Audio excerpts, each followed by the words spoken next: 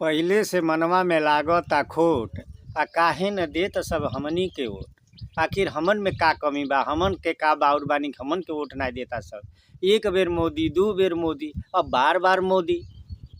पहिले से मनवा में लागता खोट, आ काहे न देत सब हमनी के वोट। काहे न देत सब हमनी के वोट। लेकिन हमके लगता कि गड़बड़ी जरूर कोनो ईवीएम में बा। ये हम ना ई विपक्षी कहता ना कि लागता जरूर गड़बड़ी ईवीएम में बा। लागता ईवीएम में बाटा गड़बड़ी, आ कह देबा वोट जाके फुलवे पे पड़ी। लागता ईवीएम में बाटा गड़बड़ी, आ कही देबा वोट जाके फुलवे में पड़ी। आ सर्वे के हाल सुनी, सर्वे के हाल सुनी लागता चोट, आ काहे न देत सब हमनी के वोट। पहिले से मनवे में लागता खोट, आ काहे न देत सब हमनी के चोट। और का सोचता न कि लागता हमके ईवीएम में बदलाता, लागता हमके ईवीएम में बदलाता, लागता हमके ईवीएम में बदलाता।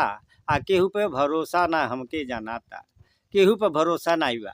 ईवीएम जरूर बदलाता तब मोदी इतर जीतता न। सब अधिकारी कर्मचारी के मोदी के बस में हो गइल बा न, सबके ऊ खरीद लिहले बा न। लागता हमके ईवीएम में बदलाता, केहू पे भरोसा ना हमके जनाता।